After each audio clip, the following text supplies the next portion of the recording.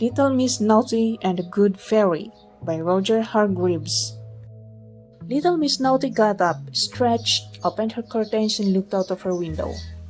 "What's that?" she said, peering more closely. She went downstairs, out of the back door, and down to the bottom of her garden. "Look at that!" she cried. "It's a fairy ring!" On the ground at her feet was a ring of mushrooms, growing in the dewy grass. "I wonder what happens if I step into the ring," thought Little Miss Naughty out loud. So she did, and what happened was that she shrunk to the size of a matchbox, which surprised her enormously. "Oh, help!" she wailed. "What do I do now?"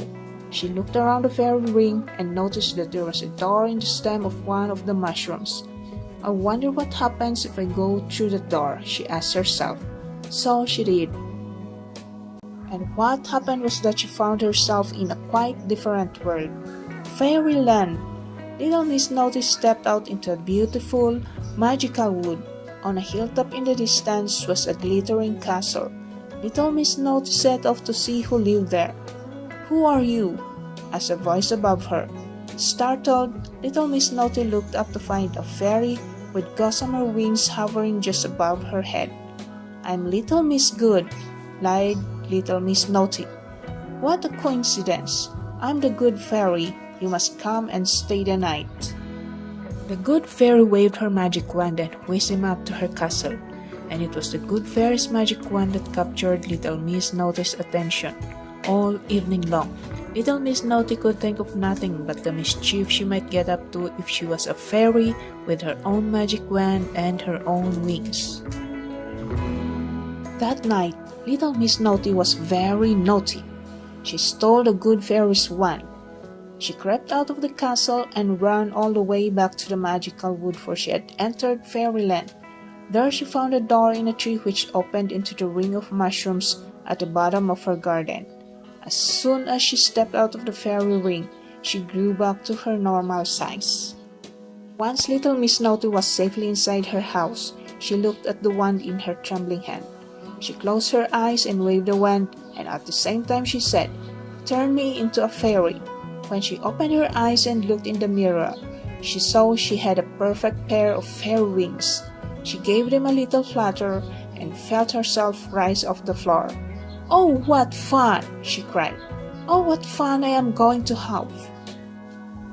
The next day, flying along above the rooftops, she saw Mr. Bump walking along the pavement. She waved the magic wand and the hole appeared in front of Mr. Bump, and in he fell.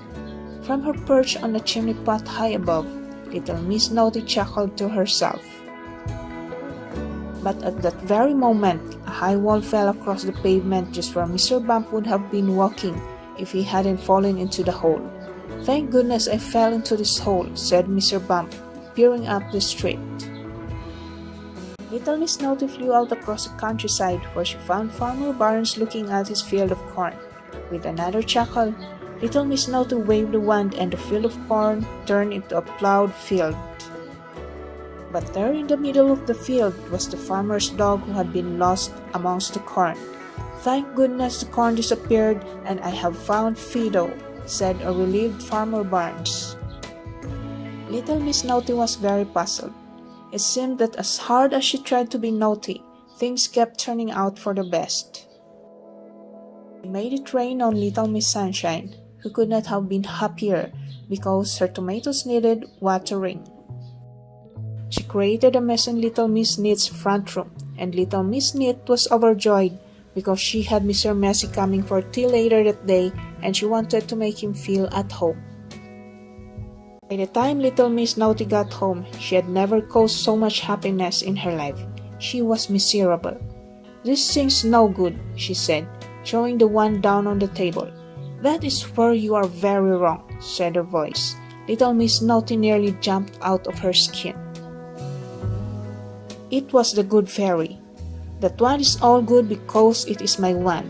I hope that making so many people happy may have done you some good." "So this wand will only make good things happen?" asked Little Miss Naughty. "That's right."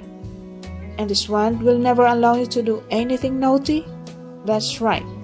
"There's one more thing I need to know," said little Miss Naughty. "What is that?" asked the good fairy. "Where does the naughty fairy live?"